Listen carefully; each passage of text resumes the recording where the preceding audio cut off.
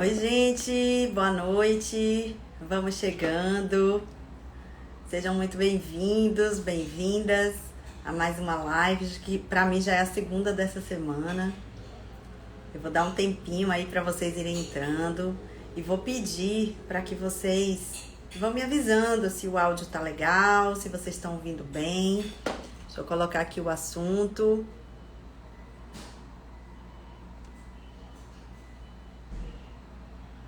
Para fixar nosso tema.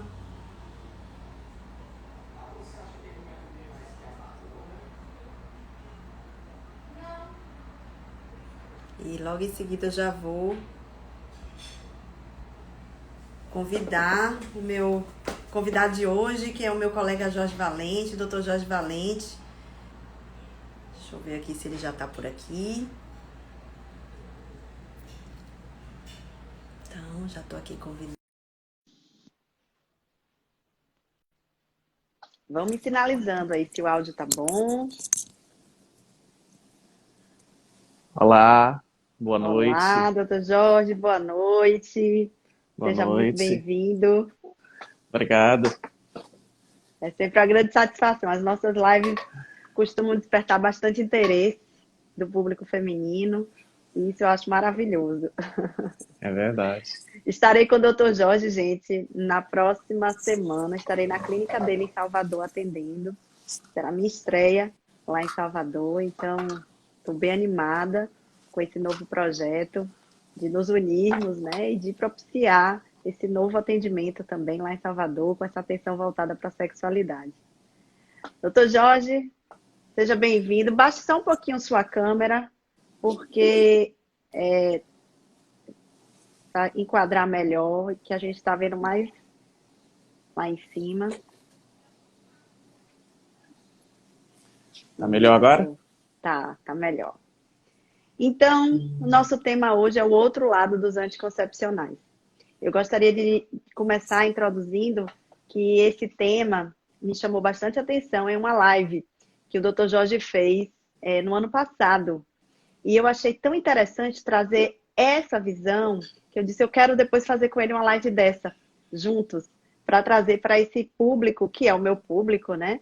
Essas informações, porque fala-se muito que anticoncepcional faz mal, que métodos hormonais causam problemas, as pessoas têm medo do risco de câncer, mas fica tudo muito assim, sendo dito, sem explicações. E a forma como você colocou na sua live me estimulou a estudar esse tema e me aprofundar cada vez mais, e percebi que é um assunto que a gente precisa sim falar mais, porque as pessoas carecem dessa informação.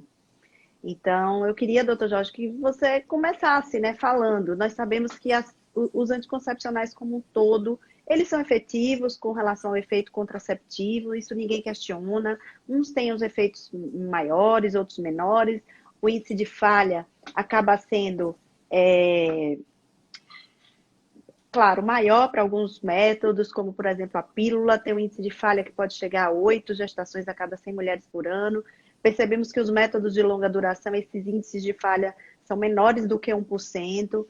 E isso ninguém questiona, né? Porque não é isso que está em jogo. Não é a efetividade dos contraceptivos enquanto efeito anticoncepcional. Mas sim o que ele traz para a nossa vida em termos de efeitos adicionais. A mulher moderna, ela busca ter mais qualidade de vida, ela busca bem-estar, ela quer estar de bem com a sua pele, ela quer estar de bem com a sua sexualidade. E esses aspectos não podem ser esquecidos. E nessa proposta, então, eu te convido, doutor Jorge, a fazer uma introdução, né, sobre isso, sobre a sua visão, né, sobre o uso de pílulas de injetáveis. Bem, em primeiro lugar, muito boa noite a todos. É sempre um prazer estar numa live com você, que a gente tem uma boa sincronia, que as coisas fluem bem. E falar de método contraceptivo é algo muito importante, porque a gente tem que ter em mente o seguinte: a mulher vai passar, em média, 30 anos da vida dela fazendo contracepção. Então, se você pensar que uma mulher entra no MENAC em torno dos 14 anos, e a partir dos 45, vamos botar essa margem de 5 anos acima dos 40, ela vai entrar em uma falência ovariana, uma redução significativa de folículos que a torne infértil, são mais ou menos 30 anos pensando em contracepção.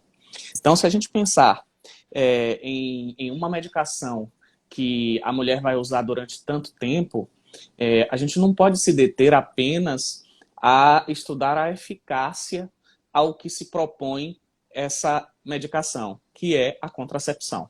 A gente sabe que ao longo dos anos essa eficácia se tornou linear, quanto menos o método depende da usuária, por isso que a pílula oral tem índices de falha maior, melhor, né? Então, os métodos de longa duração, que dependem menos de esquecer, de tomar na hora certa, de todos aqueles detalhes que podem ocasionar falhas que são diretamente dependentes da usuária. Então, a gente hoje tem métodos que se equivalem no que diz respeito à contracepção, mas o que a gente tem que pensar quando vai prescrever um método contraceptivo é justamente os efeitos não contraceptivos que aquela medicação pode trazer para a nossa paciente. Então, assim, eu elenquei algumas coisas que a gente vê muito frequente em usuárias contínuas de métodos contraceptivos hormonais e que é basicamente o que a gente vai discutir ao longo da live, que é o medo do câncer de mama, a queda da libido, o ganho de peso, o risco de trombose, de tromboembolismo, o aumento significativo de depressão, principalmente em adolescentes, a depender do tipo de combinação. Ou seja, são várias alterações que podem acompanhar durante a vida toda dessa mulher e podem causar um declínio significativo na sua saúde como um todo, que não podem passar despercebido pelo ginecologista que prescreve o método contraceptivo e nem pela paciente que sente isso. Porque eu costumo dizer aos meus pacientes que é necessário que ela seja ativa no processo de saúde dela. A paciente não pode simplesmente esperar e aceitar tudo e não ir atrás e não procurar, porque muitas vezes o que a gente percebe é uma paciente que não está bem, que clinicamente ela está insatisfeita, ela está percebendo as alterações que acontecem com ela e não é incomum ela ouvir dizer que é assim mesmo, que é da idade, que é isso mesmo, que tem que aceitar. E graças a Deus, cada vez mais as pessoas estão procurando conhecimento, estão procurando ir atrás de informação, e isso faz com que elas queiram ouvir outras opiniões, porque isso é muito importante. Porque a saúde da mulher como um todo, essa longevidade, essa vida que existe fora a contracepção é muito importante.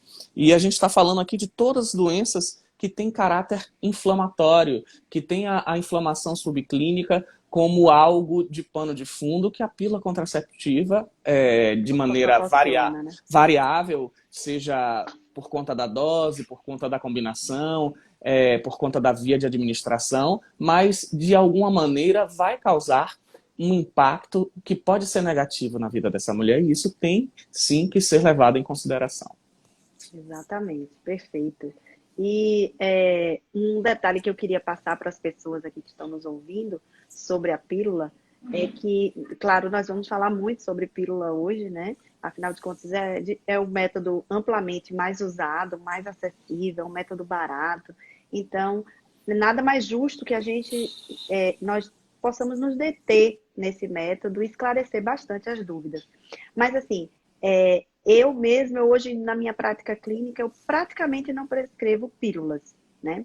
Já vi relatos seus que você também já não prescreve pílulas mesmo. Eu digo assim, hoje, as poucas pacientes que eu prescrevo pílulas são aquelas que realmente demandam, pedem. A gente percebe que ela não vai, às vezes, ter uma condição de aderir ao método de longa duração, muitas vezes por dificuldades, às vezes, financeiras.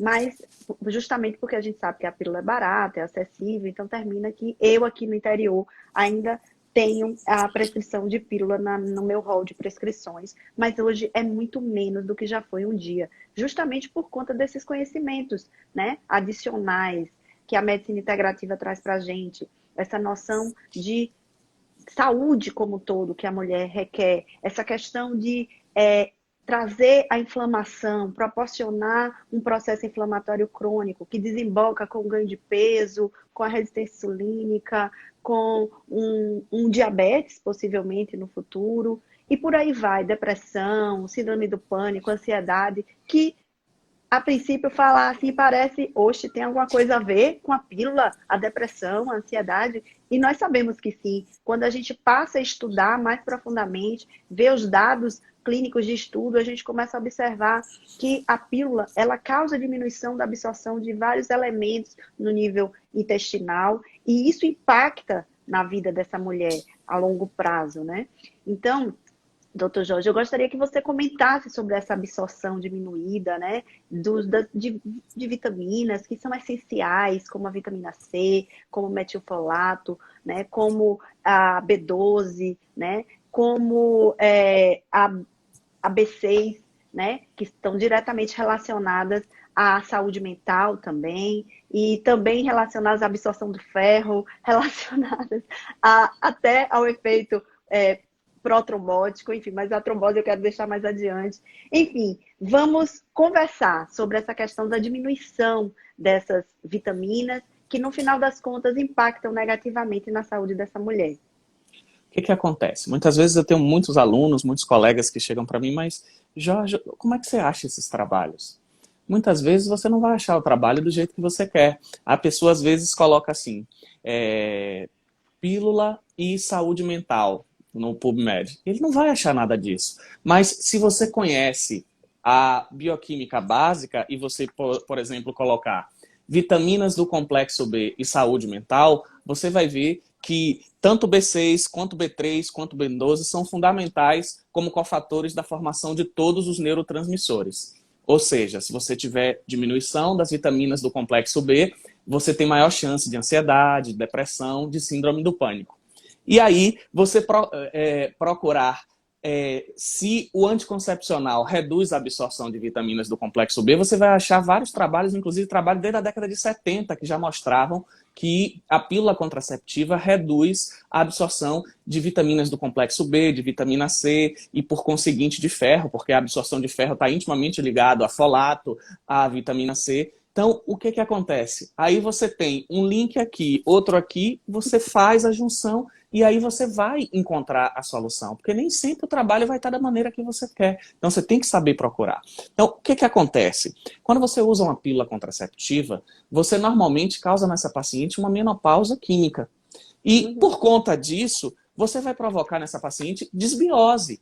Então, numa paciente que você causa desbiose, você vai ter todos esses problemas. Você vai ter diminuição da produção de serotonina, você vai ter diminuição de absorção de vitaminas do complexo B, você vai ter uma piora na digestão proteica, você vai ter uma ativação de Toll-like receptor 4, aumento de cortisol e bloqueio de testosterona, ou seja, você vai ter a fisiopatologia para tudo isso que a gente falou que a pílula contraceptiva causa. Então, se você tem diminuição de todos os cofatores que são produtores de neurotransmissor, e você tem um bloqueio do principal hormônio antidepressivo, que é a testosterona, o que vai acontecer? Você vai aumentar muito a chance dessa paciente ter depressão, dessa paciente ter ansiedade, dessa paciente ter distúrbios ligados ao sistema nervoso central. Então, muitas vezes, você não vai achar o trabalho direto, assim, de mão beijada. A pílula causa isso. Mas você vai saber de todas as repercussões que a pílula causa e o que essas repercussões podem causar na saúde dessa paciente. Então, toda vez que você tem algo que vai levar à desbiose, você vai ter algo que vai levar a tudo aquilo que a desbiose pode causar. Ou seja, a desbiose, que é um processo inflamatório intestinal que diminui a imunidade, que diminui a produção de neurotransmissores, que aumenta o cortisol, que aumenta a inflamação, pode levar à obesidade, à queda de libido, ao aumento do estresse, à depressão, à ansiedade, a tudo que a gente sabe que pode ser causado pela pílula. Principalmente porque a pílula é por via oral, tem primeira passagem hepática, e aí vai cair em todos aqueles problemas da cascata de coagulação que ocorre quando se faz reposição hormonal por via oral com hormônio sintético. Então, você pediu para deixar para depois essa parte da trombose, que tem a ligação pelo fato de ser via oral. Pode falar, até porque as mulheres ficam super curiosas aqui. O que acontece? Toda vez que você usa um estrogênio sintético, que é o etinil estradiol da pílula, por via oral, seja ele num contraceptivo, seja ele num comprimido de reposição hormonal, você vai interferir na cascata de coagulação, você vai ter a primeira passagem hepática e você vai aumentar o risco de trombose e vai ter efeito nessa seara. Por isso que as pílulas orais, principalmente as que têm estrogênio, elas estão mais ligadas à trombose. Mas as que têm progesterona também têm relação com o aumento de trombose pelo fato de ter primeira passagem hepática. Tanto que nos estudos dos progestínicos, o único que não tem relação com o aumento de trombose é o DIU medicado, é o Mirena, por justamente ele ser colocado intrauterino. Então, os estudos mostram que, por ordem decrescente, né, as pílulas de mais alta dosagem, que são combinadas com estrogênio, as pílulas que são só progesterona, e o Mirena, que foi o único que nos trabalhos não demonstrou aumento de risco de trombose para suas usuárias. Então, assim, o fato de ser por via oral é algo muito importante quando a gente fala de hormônio sintético. Excelente. E entre as pílulas, né, a gente nos trabalhos também percebe que existe diferença desse potencial trombogênico entre elas. Claro, na dependência todas da presença do etinil estradiol, de ser via oral, mas eu encontrei também trabalhos que mostram que os adesivos, o anel vaginal, por também ter o etinil estradiol, mesmo em absorção periférica, eles também têm risco semelhante a essas pílulas de eventos tromboembólicos. E com relação às pílulas, eu queria, antes de falar sobre isso, explicar para as pessoas que olhem a cartelinha da pílula. Sempre tem lá, geralmente tem assim, etinil estradiol e outro composto, que geralmente é desogestrel, gestodeno, drospirenona, ciproterona. Então, sempre é associação de dois. Isso significa que essa pílula é combinada. A grande maioria das pílulas é assim. A gente encontra vendido nas farmácias apenas o desogestrel isolado, que é vendido, ele no caso é um progestínico. Ele não tem associado o etinil estradiol. E quando a gente vai estudar esses trabalhos, como o Dr. Jorge falou, a gente percebe que o etinil estradiol está fortemente associado a efeito trombogênico.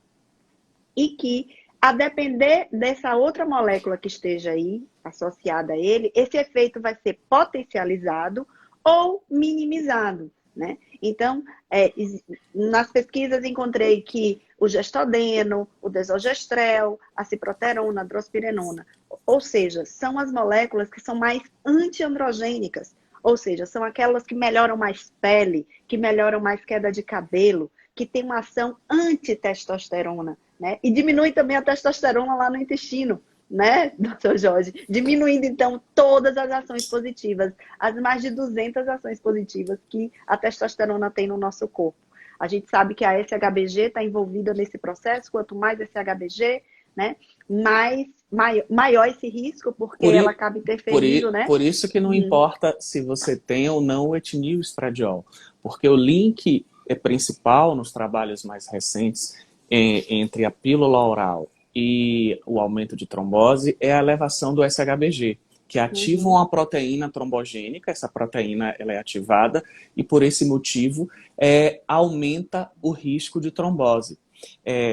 Por isso que, assim, muitos alunos me perguntam se a gestrinona aumenta o risco. Não existe trabalho na literatura que mediu isso, mas se a gente for fazer por analogia, a gente sabe que a gestrinona baixa o SHBG. Então, teoricamente, não existe um trabalho e seria desonesto afirmar isso, mas teoricamente a gente pode prever, se fizer um trabalho, que a gestrinona, em tese, poderia até reduzir, porque ela baixa o SHBG. Então, ela baixa essa proteína que aumenta o risco de hipercoagulabilidade. Por outro lado, se for uma dose muito alta, a gente sabe que a maioria dos androgênios fazem nas pacientes poliglobulia. Então, a paciente aumenta o volume o número de hemácias, aumenta o hematócrito e a hemoglobina.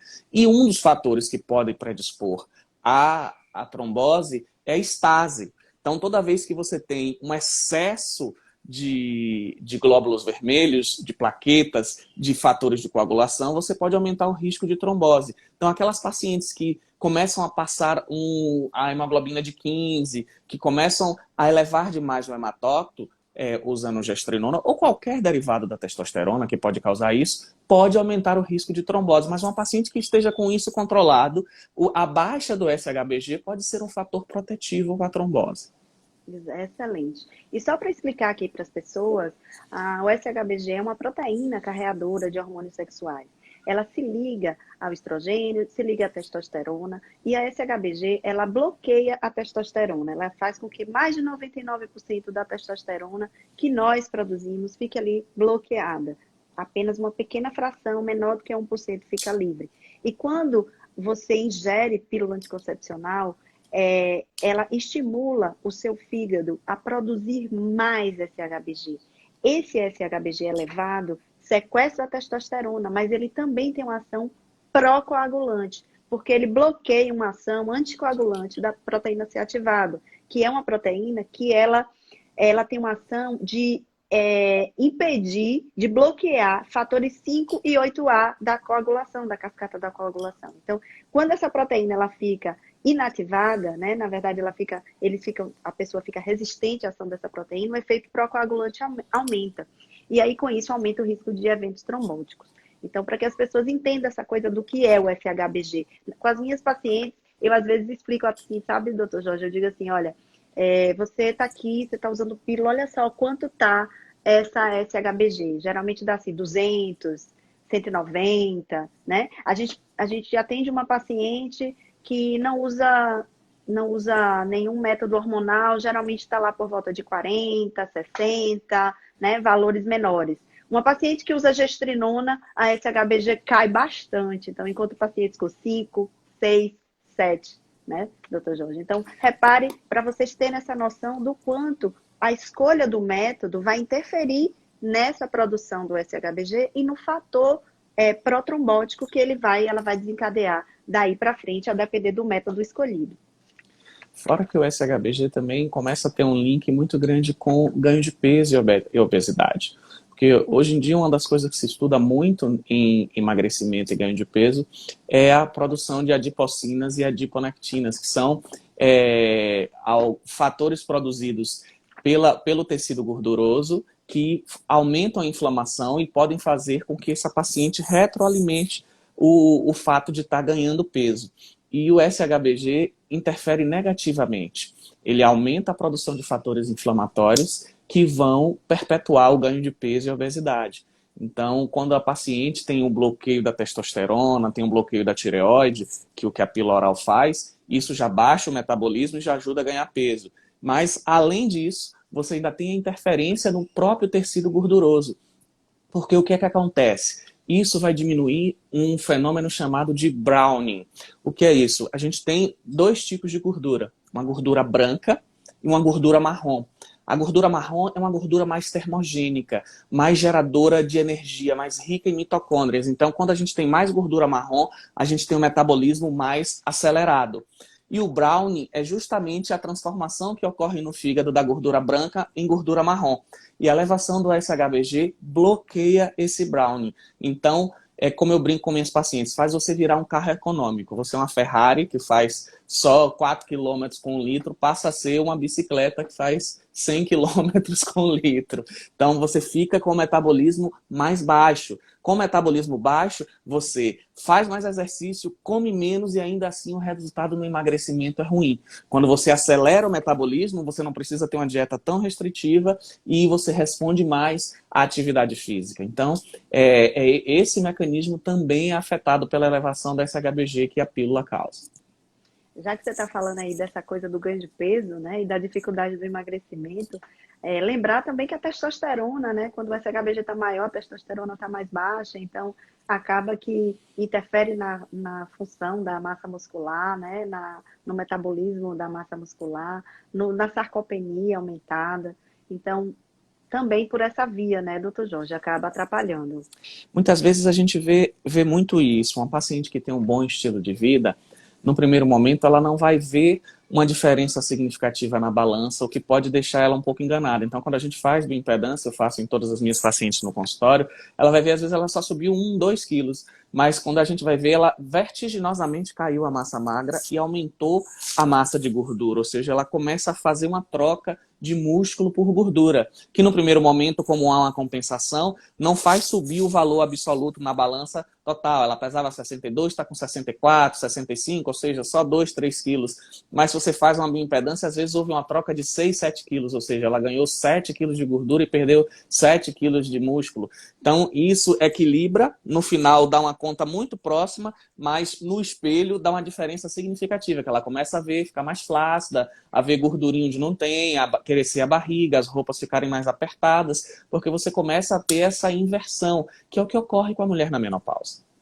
É. E isso daí, eu costumo dizer assim, que tem mulheres que ficam presas lá no peso da balança, né? Como se aquilo fosse o único dado importante que dá o parâmetro de sua saúde.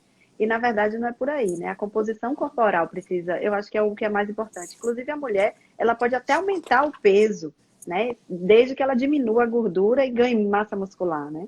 E quando a gente fala de ganho de massa muscular, uma coisa que eu noto assim na expressão das pacientes, né, no consultório, é aquele receio de não ficar gigante, de não ficar muito musculosa, né? E eu digo, olha, você não vai ficar muito musculosa, você vai apenas ganhar uma massa muscular dentro de um parâmetro normal, aceitável. Aliás, pode até, se quiser, ficar grande, mas aí vai ter que fazer uma dieta direcionada, vai ter que ter realmente um esforço adicional. Então, o uso dos métodos hormonais que ajudam nesse processo, eles não necessariamente definem que a mulher vai ter já uma hipertrofia absurda, mas sim que vai ser algo dentro do que é esperado como saudável.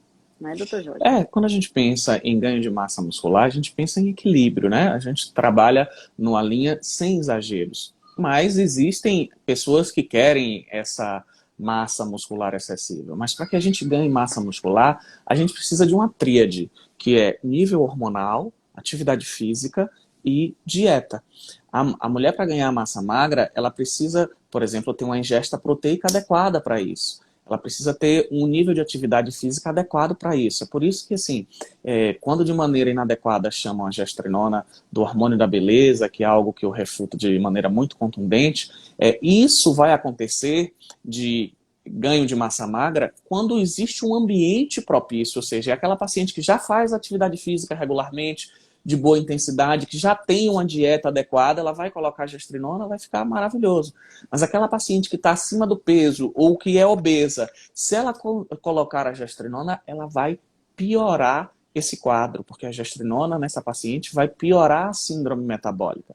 Paciente que já tem resistência insulínica, quando usa gestrinona, piora. A paciente que não tem resistência insulínica, quando usa gestrinona, vai melhorar. Por quê? Porque ela tem um ambiente propício para que o sistema emitor no músculo faça a captação do aminoácido e tenha ganho de massa magra. Então, a mesma droga, em ambientes diferentes, podem causar efeitos diferentes. Por isso que a gente não pode dizer que a gestrinona emagrece ninguém, que engorda ninguém e que faz ninguém ganhar músculos, a não ser a depender daquele ambiente que o hormônio ache dentro da paciente. Tanto ele pode fazer ela ganhar gordura, como pode fazer ela ganhar massa magra, como pode fazer ela emagrecer. Vai depender do ambiente propício para cada coisa que ele encontre nessa paciente. Eu costumo dizer assim, que a gestrinona é um fiel amigo, que ela vai dar a mão a essa mulher e ela vai para o lado que ela for. Então, se ela é uma mulher que ela tem hábitos de vida inadequados, é sedentária, ela cultiva realmente uma alimentação não balanceada, e se de sobra ela ainda tem uma resistência insulínica, né, um sobrepeso, ela vai dar a mão e a gestrinona vai bonitinho favorecer o ganho de peso, favorecer a piora desses sintomas, a piora da inflamação. Já que se ela for uma mulher disciplinada, equilibrada, já dentro de uma linha, ou mesmo se ela estiver já num processo de reeducação, né, com disciplina, essa gestrinona vai dar a mão a ela e elas vão juntas por esse caminho, que é um caminho de ter cada vez mais saúde, né, doutor Jorge? E já que a gente está falando desse lado estético, né, um aspecto da pílula anticoncepcional também, que eu acho que merece ser abordado, é o enfraquecimento de unhas, né? enfraquecimento queda de cabelo, né? Que pode estar relacionado à deficiência de vitaminas, inclusive a baixa absorção do ferro, né? Queria que você falasse um pouquinho sobre isso, porque às vezes os pacientes chegam com queda de cabelo, com unha quebradiça e atribui unicamente a algo hormonal, mas não pensa que é da pílula, né? A pílula contraceptiva, em primeiro lugar, ela vai elevar o TBG, que é a proteína carreadora do hormônio da tireoide. Então, o hormônio da tireoide tem íntima ligação com cabelo, pele e unha. Então, toda vez que você piora o T3 livre, que é o hormônio mais importante para isso, você vai ter qualidade de cabelo ruim, vai ter cabelo mais rarefeito, mais frágil, que cai mais, vai ter unhas mais quebradiças e vai ter pele mais ressecada. Então, um dos motivos principais é esse. O outro é que você reduz vitaminas do complexo B, que melhoram também o cabelo. Você reduz a absorção de ferro. Normalmente você tem pacientes com a ferritina lá embaixo. E o nível da ferritina, exceto o exagero, a gente não vai pensar naquela ferritina altíssima do paciente inflamado, mas ela é inversamente proporcional à qualidade do cabelo. O paciente que tem uma ferritina muito baixa, ou diretamente, desculpe, ela vai ter o cabelo que cai mais. A paciente que tem uma ferritina mais alta, mas dentro da normalidade, ela que vai ter um cabelo mais forte, mais resistente, que cai menos. E isso tudo é alterado pelo uso da pílula anticoncepcional. Então, tanto no que diz respeito à absorção de nutrientes, o silício, o zinco, que são importantíssimos e fazem parte das formulações que a gente usa para a melhoria do cabelo, eles têm a sua absorção também prejudicada pelo uso da pílula anticoncepcional. E o bloqueio do hormônio da tireoide. Então aí você fecha o caixão, você não tem os nutrientes adequados, você não tem o hormônio que é importante para isso, você vai ter unha, cabelo e pele de qualidades ruins.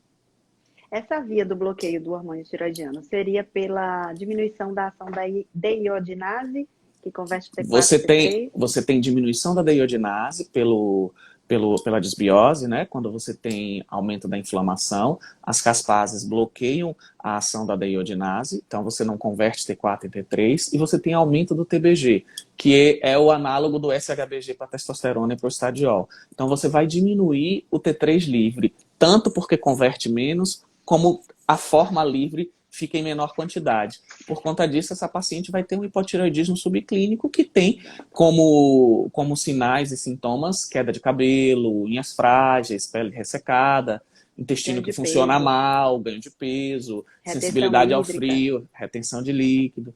Tudo aquilo que pode acontecer com o uso contínuo. Aí vai ter gente que vai dizer assim, eu uso pílula, não tenho nada disso. Óbvio que isso é uma coisa variável e é estatístico. E vai depender da dose da pílula e do tempo de duração. Por exemplo, você está com uma pílula de baixa dosagem de uma menina de 20 anos, muito provavelmente você vai ter pouco sintoma. Mas você está com uma pílula usando há 10 anos numa mulher com mais de 35, aí com certeza você vai ter sintoma. Então, isso não é uma coisa que normalmente acomete de uma hora para outra.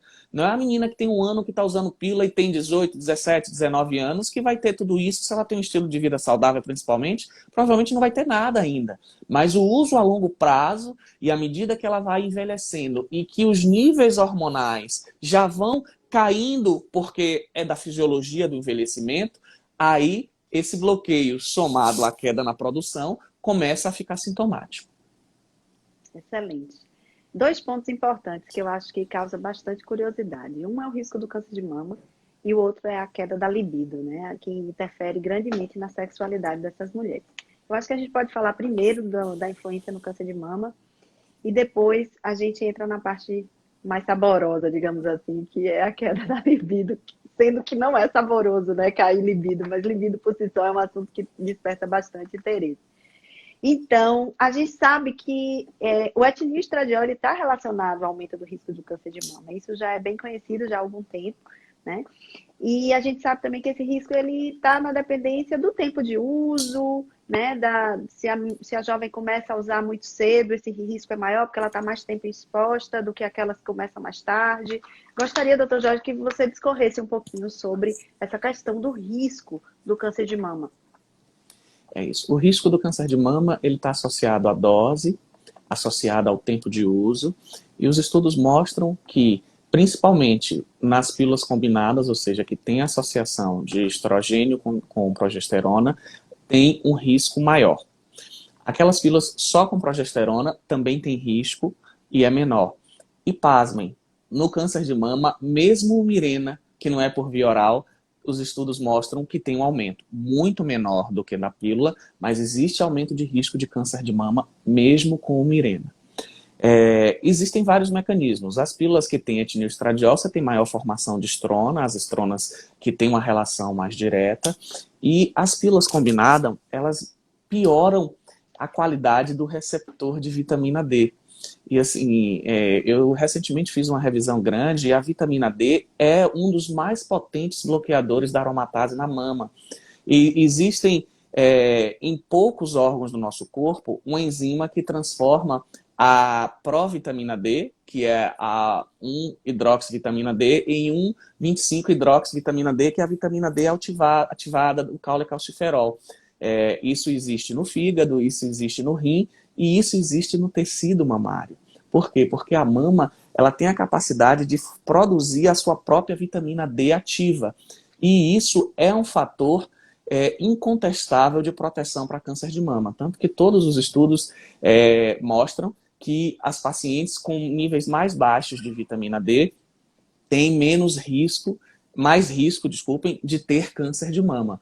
E alguns estudos não sabiam explicar o porquê, e os estudos mais novos mostram justamente isso, que a vitamina D é um potente bloqueador da aromatase. Ele bloqueia a ação dos estrogênios ruins na mama e na próstata também, no homem, que causa câncer de próstata. Por esse motivo, a vitamina D seria um excelente fator de proteção para câncer de mama. Então, além da ação direta na formação de estronas ruins, numa ação indireta, que é no bloqueio do receptor de vitamina D. Então, existem esses dois mecanismos que a pílula contraceptiva pode aumentar o risco da paciente ter câncer de mama. E, óbvio, isso está ligado diretamente à dose, ao tempo de uso e ao tipo de combinação. E você falando isso aí, eu me lembrei lá do início, quando você falou aquilo, vamos juntar uma informação aqui com outra aqui, é que nem eu juntar Lé com Cré e tirar a conclusão, né? E aqui eu pensando, você falando, olha só como é legal essa troca, né? Eu pensando, como a pílula, ela também diminui a absorção de B12, e a B12 contribui para o aumento da homocisteína, por sua vez também leva ao risco aumentado do câncer de mama, né? Também por essa via, né? Da demetilação. Então, a gente percebe que existem outros caminhos também. Existe o caminho da vitamina D, que deixa de ter o efeito protetor que teria quando os níveis estão baixos. A pílula, por sua vez, tem outros caminhos também que podem acessar e aumentar o risco do câncer de mama. E, assim, por esse motivo, também a gente percebe que usar pílula é realmente uma questão de uma escolha, de uma necessidade, aquela situação de exceção, né? Muito transitória, às vezes aquela mulher quer uma contracepção ali só naquele mês, tudo bem, ok, tá justificado, né? Usar, assim, algo muito pontual, mas aquela mulher que de fato precisa de uma contracepção permanente, precisa se avaliar outros métodos que sejam mais benéficos para a sua saúde, para o seu metabolismo como um todo, né? Que mais? Então, quando uma mulher, então, decidir usar pílula, ou quando nós decidimos, por acaso, usar uma pílula, né? Quando indicar uma pílula anticoncepcional, eu vou deixar para falar da libido ainda depois desse ponto, a gente opta por escolher mulheres dentro de um determinado espectro, né? Que ela cumpra determinadas características de modo, como você disse, né? Uma mulher jovem, uma mulher que esteja ali adaptada, adequada, não esteja acima do peso, não seja fumante, né? Porque a gente sabe que o tabagismo, a obesidade por si só já aumenta o risco do evento tromboembólico. Quando associa isso com pílula, aumenta mais ainda. Então, tem alguns critérios que a gente vai tentando, digamos assim, colocar a paciente dentro de um quadradinho para dizer, ó, para essa paciente está menos inseguro, digamos assim, usar uma pílula. E essas são as características ideais da paciente para pílula, paciente jovem, não fumante, sem sobrepeso, sem fatores maiores de risco para câncer de mama, do ponto de vista hereditário. E eu gosto muito da linha do Thierry Hertog, que ele diz o seguinte: você quer usar pílula? Então você corrija tudo aquilo que a pílula pode causar. Por exemplo, a pílula não vai diminuir a absorção de várias vitaminas, reponha. A pílula não vai causar desbiose, melhore a dieta, use probiótico. A pílula não vai reduzir a testosterona, use associado um gel de testosterona. Só que quando, o que é que eu penso? Thierry, ele mora na Europa, né? O europeu não está preocupado muito com o preço. Quando você vai ver tudo aquilo que você vai repor com a pílula, ela vai ficar quase do preço, por exemplo, de usar uma gestrinona, fica mais prático você usar só ela. Quando você pensar em tudo aquilo que você pode fazer para reduzir o impacto da pílula, que é uma possibilidade, você corrigir tudo aquilo que a pílula pode causar, você vai encarecer tanto que fica quase tão caro quanto usar uma gestrinona, que não é uma opção barata. E aí você vai usar uma coisa só. Então, talvez uma paciente muito jovenzinha que tem uma boa condição financeira, que não queira usar uma gestrinona, você pode também usar a pílula e sempre pensar nisso.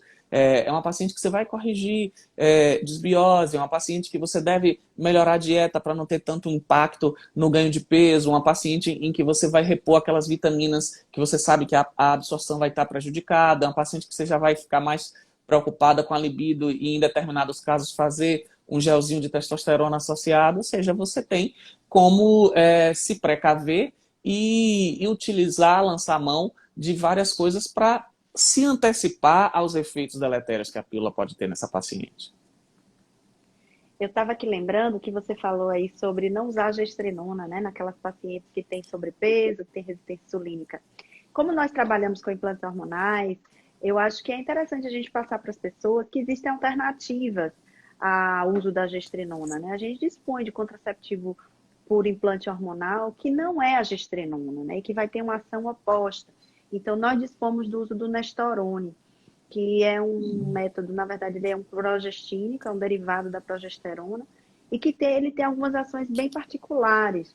Primeiro que ele tem um tempo de duração menor do que a gestrinona, mas ele tem alguns efeitos que são bem específicos dele, né? Ele tem uma ação antiandrogênica também, não é, doutor Jorge? E ele é bem interessante para mulheres que têm, às vezes, ovário policístico. Eu costumo usar muito em mulheres bem jovens também. Às vezes a gente usa em mulheres que estão numa idade um pouco mais avançada, estão com sobrepeso, né? Estão com resistência insulínica, e a gente termina fazendo algumas associações. E nessas, eu queria que você falasse sobre ele e falasse sobre essas associações que a gente pode fazer com a testosterona, às vezes até com a gestrinona.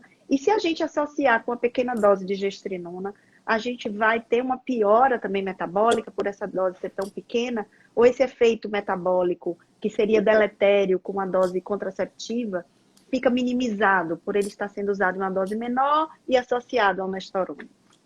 Veja só, quando você tem uma paciente que tem ovário policístico, se você está tratando a causa e está corrigindo, não tem problema em você usar uma pequena dose de gestrinona nem de testosterona, já que você está usando um contraceptivo que é antiandrogênico. Então você pode fazer algo que equilibre. Então você não vai usar vai ter a necessidade de usar uma dose cheia para contracepção, que seria ruim para uma paciente com síndrome metabólica, mas você pode usar uma dose pequena para fazer a correção do bloqueio e não causar perda de libido, por exemplo, não causar síndrome de deficiência androgênica nessa paciente que você está tratando, ovário policístico.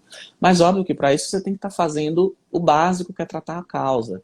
E a causa do ovário policístico, cada vez mais a gente sabe que começa no intestino. Todos os estudos mais recentes mostram que existe uma inversão de bacteroidetes e firmicutes que levam à produção de uma cepa específica de bactérias intestinais. E quando você tem o leaky gut, esse excesso de LPS, que é a proteína que tem na parede da bactéria gram-negativa, ela passa do intestino para a corrente sanguínea e ela vai estimular a produção de insulina e a resistência insulínica. Esse excesso de insulina, porque a paciente de ovário policístico, ela tem duas coisas. Ela, além da resistência insulínica, ela tem hiperinsulinemia compensatória. Esse excesso de insulina vai estimular o receptor hipofisário de LH e vai aumentar a produção de LH. E esse aumento de LH fora de hora, ou seja, precoce, é o que vai fazer com que essa paciente recrute esse folículo antes do tempo e cause anovulação e infertilidade. Por quê? Porque ela faz esse folículo luteinizar antes do tempo. Então ele não vai chegar num tamanho de um folículo maduro, que seria um folículo passível de ser fertilizado e gerar um embrião. E isso vai gerar o excesso de androgênio. Então, quando você corrige o intestino, os estudos mostram que você corrige tudo isso. Você melhora o nível de insulina, hemoglobina glicada, nível de androgênio, nível de LH. Por quê? Porque a causa disso tudo está no intestino. Então, se você está corrigindo a causa, você vai poder usar gestrinona tranquilamente associado com Nestorone. Uma outra opção que eu gosto muito também, em pacientes desse tipo, se for jovenzinho e já tiver vida sexual, é associar um DIU de prata com a progesterona natural, sem precisar de usar nenhum outro hormônio sintético, porque a progesterona natural, ela é ótima porque, por exemplo, ela tem um efeito diurético, ela desincha mais essa paciente, ela é bloqueadora da aromatase, ela é bloqueadora da 5-alfa-redutase, ela diminui queda de cabelo, ela diminui excesso de pelo. Então, é uma outra opção que a gente tem, é fazer tanto implante absorvível quanto em gel ou em óvulo, progesterona natural associado a um DIU de prata. Por quê? Porque a progesterona natural ela não é contraceptiva. Então, se você está corrigindo a síndrome metabólica, ela vai voltar a ovular. Se você não usar algo que seja contraceptivo, ela pode engravidar. E se ela não estiver querendo engravidar, aí vai ser problema. Então, para que você tenha a garantia da contracepção, você pode fazer essa associação também. Eu gosto muito dessa associação e gosto também de usar o Nestorone ou com testosterona, em alguns casos, ou com a própria gestrinona. Quando eu tenho pacientes que um ovário policístico que começam a ficar com sangramento irregular. Aí nessas pacientes, adicionar uma pitadinha de gestrinona com esse Nestorone pode fazer esse endométrio atrofiar, ela ficar sem sangrar e equilibrar essa parte. Porque às vezes o que acontece é isso, você está com a paciente que está sem sangrar, está em amenorreia por conta do ovário policístico, e quando você está corrigindo, ela fica com sangramento irregular, que é algo que ela não gosta. E o Nestorone não dá uma amenorreia tão potente quanto a gestrinona. Em algumas pacientes pode estar sangramento irregular. Então, nesses casos, associar um pouquinho de gestrinona também é uma boa opção. Excelente. A gente precisa fazer uma live só de ovário policístico, viu? Porque tem muita coisa para falar. Eu mesmo, sabe, eu vou dar uma pausa de falar um pouquinho de mim, dar o meu depoimento, né? Um dia você deu o seu depoimento sobre como entrou na medicina integrativa e eu quero dar o meu depoimento como eu saí do ovário policístico, né? Eu tive diagnóstico de ovário policístico na adolescência, logo nas minhas primeiras menstruações. Eu tinha atrasos, ovários bem grandes, ovários com volume de 18 centímetros cúbicos, cheio de folículo, enfim. E comecei a ter ganho de peso, né? E eu era muito magrinha, então isso chamou bastante atenção. E qual foi o meu tratamento, então? Meu pai ginecologista, né? O conhecimento que tinha naquela época era que se tratava com Diane 35, Selene, né? Então, tome-lhe Milena, ficar usando anos e anos. E eu digo, gente, eu não sei como é que eu consegui ser tudo que eu consegui ser na minha vida, usando esses anticoncepcionais, porque eu morria de enxaqueca. Eu era, assim, uma lesa, às vezes. Tinha períodos do mês que eu ficava lerda, totalmente desorientada. E, com relação ao ganho de peso, eu fui realmente uma batalhadora, assim, para tentar manter um peso ideal. E só depois, Jorge, que eu tive a minha primeira filha, aprofundando os estudos mesmo, eu disse, eu não quero mais usar pílula, eu quer saber, eu vou agora estudar sobre isso. E aí eu cheguei à conclusão que eu ia ter mesmo era que emagrecer. E olha que eu nem sabia de onde via essa síndrome, porque nos trabalhos antigos, na verdade, tudo No ficava máximo muito... era usar uma metforminazinha. Era uma metformina, e assim foi, né? Então, eu saía por essa orla, que eu moro aqui na orla, né? Eu saía correndo, feito uma louca, de manhã cedo. No final das contas, eu tive um emagrecimento grande. Meus ciclos, que eram assim, a cada 6 meses eu sangrava, eu menstruava. Eu passei, foi tão curioso a minha evolução, porque foi indo assim, eu passei a sangrar a cada 3 meses, depois a cada 2 meses, depois a cada 1 mês e meio. No final já estava a cada 28 dias. E eu me sentia super feliz com a minha evolução e cada vez mais eu tinha constatação de que eu sou uma prova viva de que o ovário policístico tem tratamento. Estou eu aqui hoje, né? Sou magra, ainda estou em busca de mais massa muscular, de me encontrar comigo mesma, essa mulher de 42 anos que eu sou hoje e que a gente sempre está buscando. Então eu digo, hoje eu não me considero mais uma paciente de ovário policístico, eu já fui no passado e a gente vai fazer uma live sobre isso. Não, os pacientes me perguntam qual é o melhor tratamento para o ovário policístico. Dieta. Não tem. Se você tiver que elencar uma coisa só que você vai fazer na paciente de ovário policístico, é uma dieta. Porque se ela mudar o estilo de vida dela, é o melhor tratamento que tem para ovário policístico. Não existe outro, principalmente numa paciente jovenzinha, adolescente, ela consegue com dieta, atividade física e uma pequena dose de metformina. Eu tenho pacientes que emagreceram 15, 18, 20 quilos sem fazer nada além disso. paciente jovem ainda sem vida sexual, que não precisava de pílula, de nada, dieta, atividade física e uma pequena dose de metformina. Hoje, com todo o conhecimento que eu tenho de medicina integrativa, eu faço um pouquinho mais de coisa. Eu faço probiótico, faço alfa-lipoico, a gente faz coenzima Q10, que aí a gente acelera esse processo. Exato. Mas só dieta e atividade física, principalmente na paciente mais jovem, é o básico para paciente de ovário policístico. Anticoncepcional não trata ovário policístico de jeito nenhum. De jeito nenhum. E as pessoas agora estão caindo meio que na consciência disso. Eu ainda recebo pacientes na clínica que vêm em busca do tratamento do ovário policístico e ficam desanimadas quando percebem que precisa mudar o estilo de vida, porque mudar hábitos é uma coisa que realmente requer um esforço grande. A pessoa tem que realmente estar com o propósito de fazer a vida mudar. Mas vamos sair do ovário policístico, senão a gente não volta para contraceptivos, que esse assunto realmente é envolvente. O pessoal está aqui, ó, cheio de coraçãozinho, ó, tome um monte de coraçãozinho, amam esse assunto, amam mesmo. Gente, só uma pausa, eu vi aqui alguém falando aí, perguntando meu nome, aí alguém escreveu doutora Milena Brandão, doutor Jorge Valente, então você clica aqui em cima, ó, na setinha, aí já aparece, seguir, doutora Milena, seguir doutor Jorge, certo? Bem aqui, assim, ó, tem uma setinha, você não precisa nem sair da live, daqui mesmo você já segue e já começa a acompanhar nosso conteúdo. Então, doutor Jorge, nossa cerejinha do bolo é a sexualidade, né? A sexualidade, ela fica realmente modificada com o uso da pílula. Eu queria só dizer, antes de continuar sobre a sexualidade, tá no suspense danado essa sexualidade, é sobre...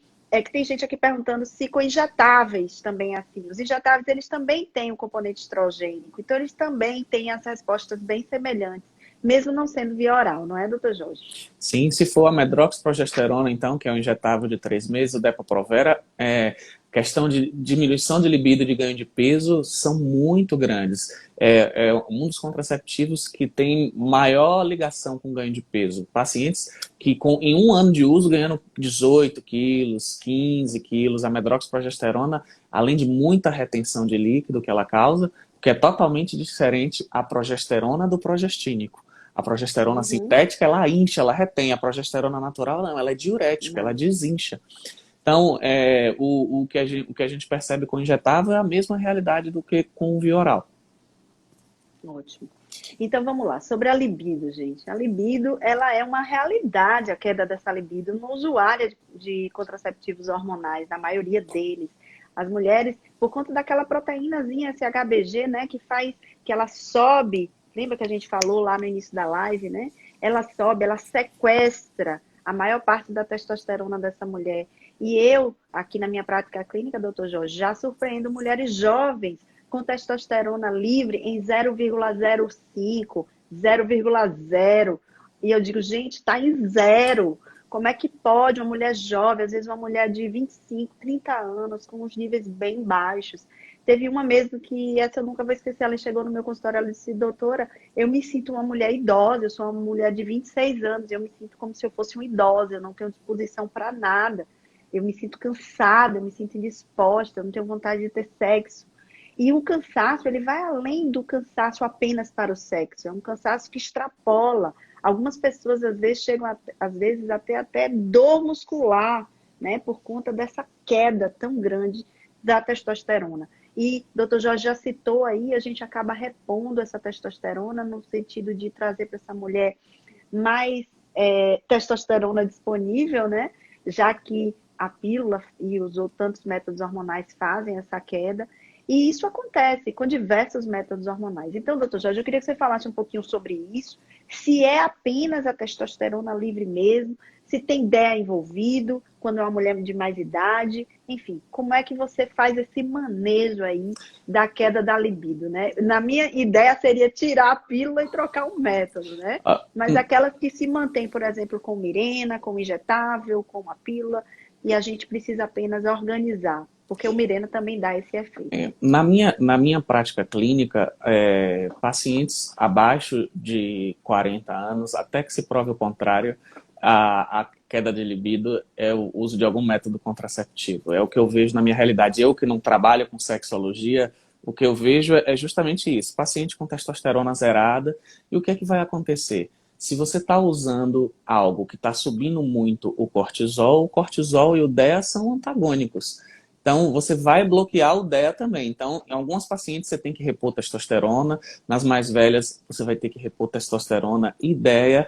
Algumas pacientes você vai ver que sobe muito a prolactina, e uma das coisas que baixa a libido em mulher é prolactina alta, e o uso contínuo de pílula pode ocasionar isso em algumas pacientes, então você tem que dar já uma melhoradinha na tireoide, porque muitas vezes essa prolactina alta já é essa tireoide ficando ruim, então isso vai depender caso a caso. Mas assim, na minha prática clínica, o que é que eu faço? Pílula zero. No meu consultório, eu não prescrevo para ninguém, e quem me procura, se não for para tirar, tem que procurar outro médico, porque paciente comigo não usa pílula. Eu sou um ginecologista que já vou completar 12 anos que não prescrevo pílula, nem mesmo antes da medicina integrativa, por conta dos implantes, eu já usava muito pouco, e quem me procura é porque não quer usar pílula. Ninguém me procura, eu tenho uma amostra viciada, por a gente ser referência nos implantes hormonais. As pacientes que me procuram é porque justamente querem largar a pílula. Então, na minha prática, o que a gente faz é isso, é tirar a pílula, trocar normalmente por um implante, ou alguns pacientes vão usar um DIU sem hormônio e associar um gel, mas a gente vai corrigir esses desníveis hormonais nas pacientes que precisam de testosterona, nas pacientes que o DEA está muito baixo, corrigir o DEA, e muitas pacientes estão com a prolactina alta em decorrência do aumento da tireoide, que vai mexer com essa função da produção de prolactina, e a prolactina alta vai causar na mulher diminuição da libido. Então, quando você corrige o nível de prolactina, de DEA, de testosterona, que você normaliza tudo, e que numa mulher jovem, na maioria das vezes, basta que você tire a pílula, que ela volta à normalidade em 1 mês e meio, 2. Mas numa mulher que tenha mais de 3, 4, 5 anos usando a pílula, você suspende e ainda demora muito para voltar ao normal. Você tem que entrar com algum androgênico para normalizar. Se você ficar esperando ela voltar ao normal por si só, pela retirada da pílula, vai demorar muito tempo. Mas uma paciente jovem, 20 e poucos anos, que você remove uma pílula que não tem muito tempo, normalmente 2 ciclos depois ela já voltou à normalidade. Muito bom. Essa coisa da amostra viciada, das nossas pacientes já nos procurarem com aquela situação, né? Eu também vivencio isso quando olho para o quesito de sexualidade. Então, eu encontro mulheres jovens que não usam nenhum método hormonal e têm baixa libido, e isso está envolvido com questões pessoais mesmo. Gente, eu costumo dizer que a sexualidade e as respostas sexuais, elas dependem de vários fatores. Elas dependem de com quem você está, de como é seu relacionamento com esse parceiro, do grau de afetividade, de afinidade, de confiança, da comunicação que você tem com esse parceiro, né? Da sua, digamos assim, eu digo, o quebra-cabeça, né? As peças dos hormônios têm que estar bem ajustadas, as peças das crenças, de tudo que você assimilou sobre sexo precisam estar bem ajustadas, das vivências anteriores precisam estar bem ajustadas, para que você tenha uma entrega, para que você viva uma sexualidade plena. A pílula anticoncepcional, ela entra nesse cenário assim como uma peça gigante, né, causando ali realmente um problemão, e que a gente tem como corrigir. E, doutor Jorge, antes da gente terminar, um estilo de problema que eu percebo também é que algumas mulheres têm tensão pré-menstrual, os sintomas de tensão pré-menstrual. Elas tentam fazer o controle com pílulas.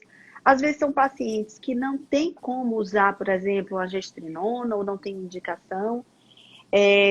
Não tem como usar um implante hormonal. E eu pergunto até porque eu tenho pacientes que se enquadram nesse quesito. Como eu estou no interior, então eu encontro muitas pacientes que vêm, pagam a consulta da doutora Milena, mas não tem como investir no implante hormonal, já que é um método realmente que requer um investimento maior. E aí eu queria perguntar a sua opinião sobre o tratamento dessas pacientes com o uso da progesterona, na progesterona natural, e colocar um DIU, por exemplo, um DIU de prata, né? Ou um DIU de cobre mesmo, né? E queria que você relatasse a sua experiência com relação ao uso de progesterona no tratamento desses problemas, desses sintomas. Funciona muito bem. O que acontece? Normalmente, paciente com TPM forte está associado a uma baixa grande de serotonina. Serotonina está produzida no intestino. Então, melhorar a dieta dessa paciente, repor o complexo B para essa paciente, fazer coenzima Q10, probiótico, Qual é a grande diferença? Isso você vai fazer por um período. É diferente da gestrinona, que é um investimento de longo prazo. Isso você vai fazer por um período, vai corrigir e ela vai ficar bem. E eu gosto muito de, ou você vai usar uma dose menor e usar a progesterona o mês todo, ou você vai usar uma dose maior e usar a progesterona só na segunda fase do ciclo. E eu tenho excelentes resultados no controle de TPM. Muitas vezes não é nem uma paciente por uma questão financeira, porque é muito mais barato você fazer isso do que usar a gestrinona. É paciente mesmo que não tem perfil e que não quer usar a gestrinona.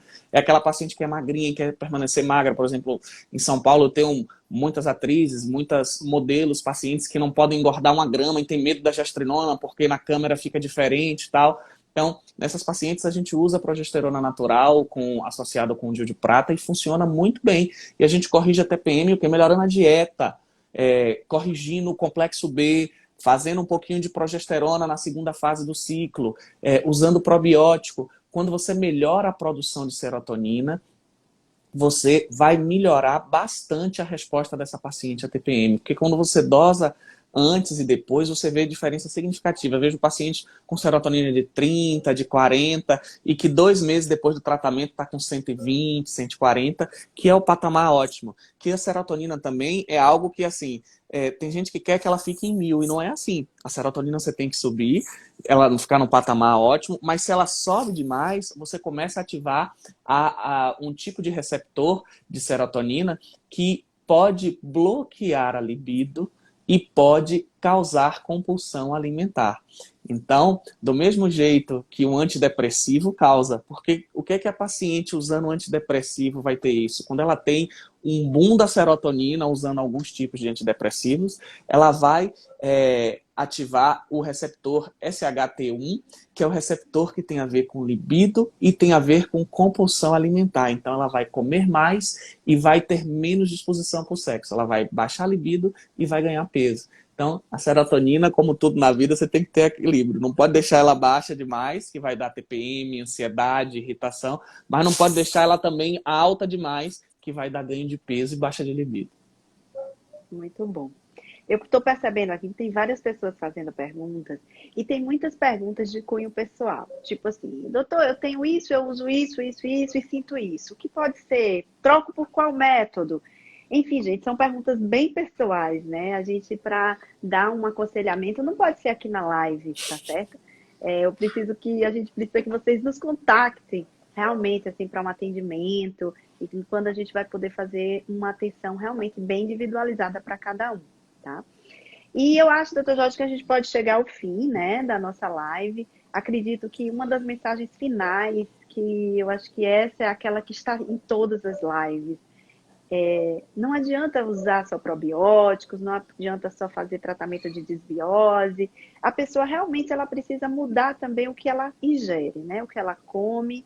E eu acho que é nesse aspecto que a gente deve finalizar e dar aquela informação final. O primeiro caminho, o primeiro passo para se ter mais saúde não é só tirar o anticoncepcional e continuar comendo bolos, pães, macarrão, massas.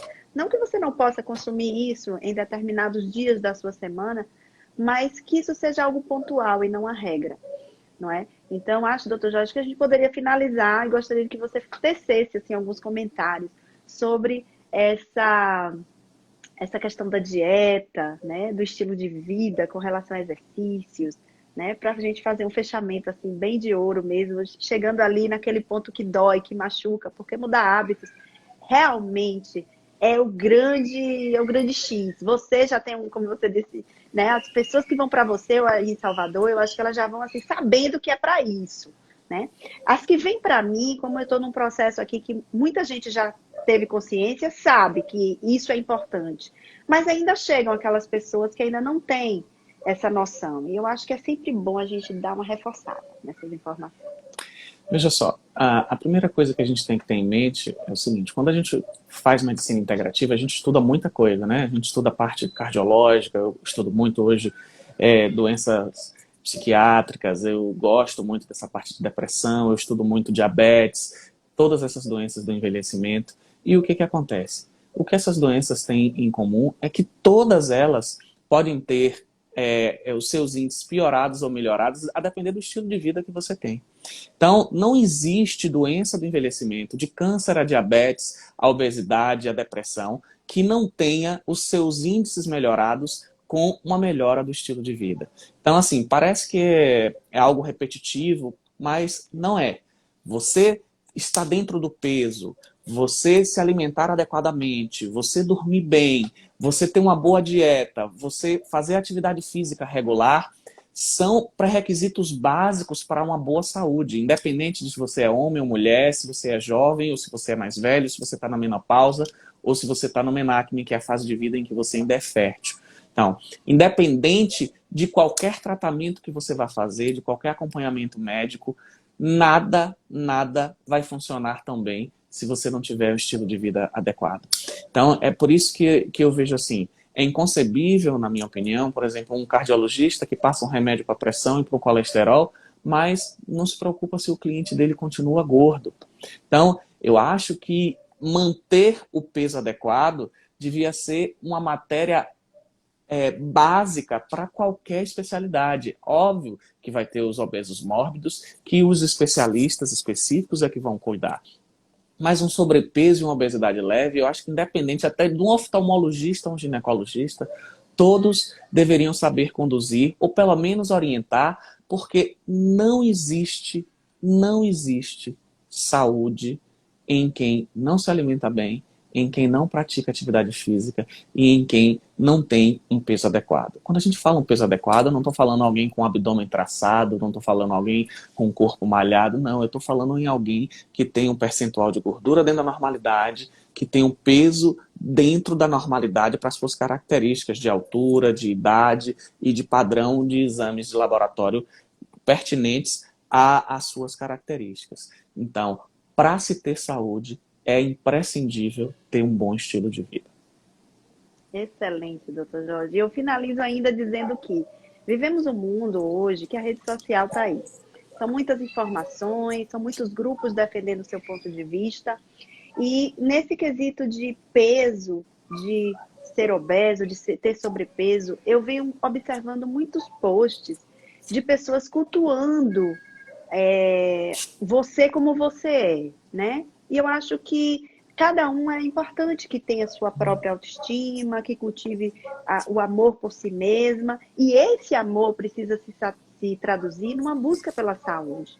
Essa coisa de dizer eu me amo como eu sou, gordinha como eu sou, às vezes é uma pessoa que está obesa, é uma pessoa que está com sobrepeso, com a resistência insulínica, soa como conformismo, como um pensamento para justificar continuar naquela posição, sem sair para buscar uma mudança desse estilo de vida.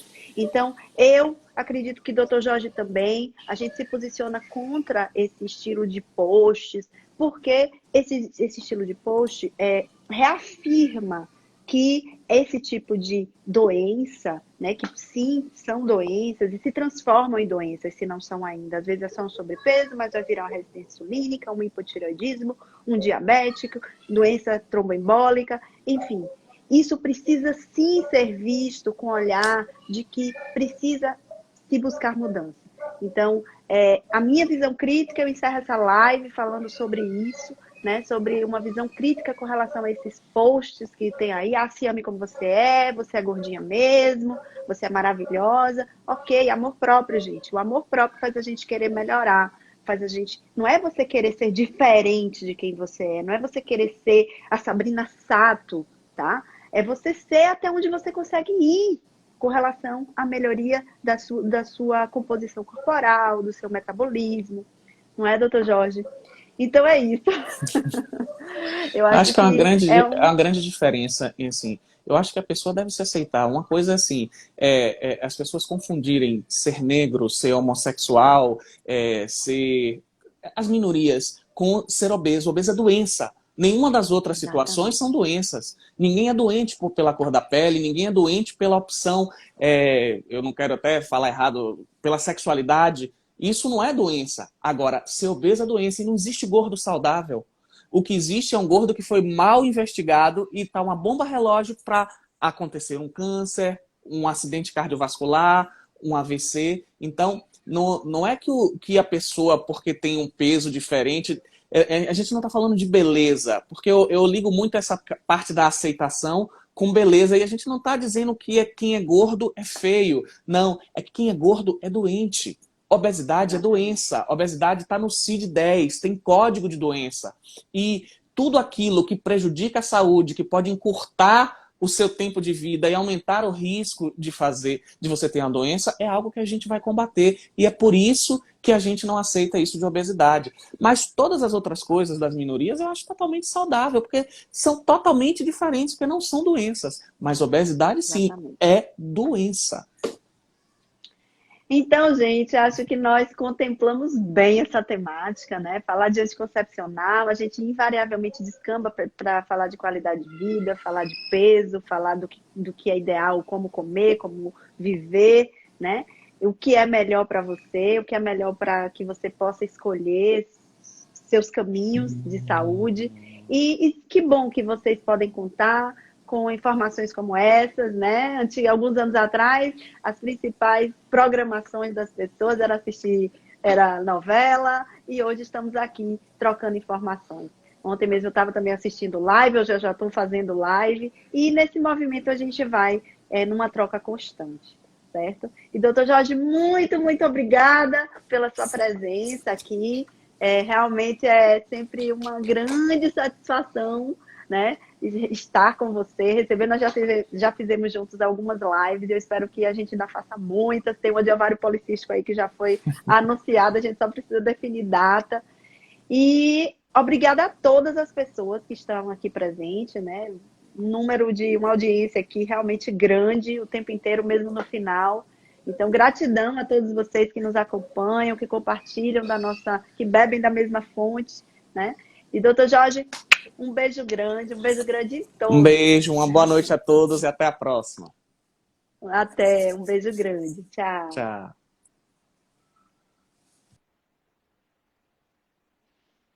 Tem aqui a Joseli dizendo, dia 26, a doutora Milena estará aqui em Salvador e me dói muito não poder fazer essa consulta. Olha, estarei sim, dia 26, gente, lá na clínica Dr. Jorge Valente. É a sexta-feira da semana que vem, daqui a 8 dias eu estou indo para lá. Justamente será um dia todo de atendimento, tá certo? Aguardo vocês que possam estar presentes, que a data esteja disponível. E se não tiver, depois virá o mês de março, tá certo? Então, se programe direitinho, ainda vou anunciar a data do atendimento lá na clínica dele do mês de março, tá certo? Gente, um beijo, obrigada a todos mais uma vez.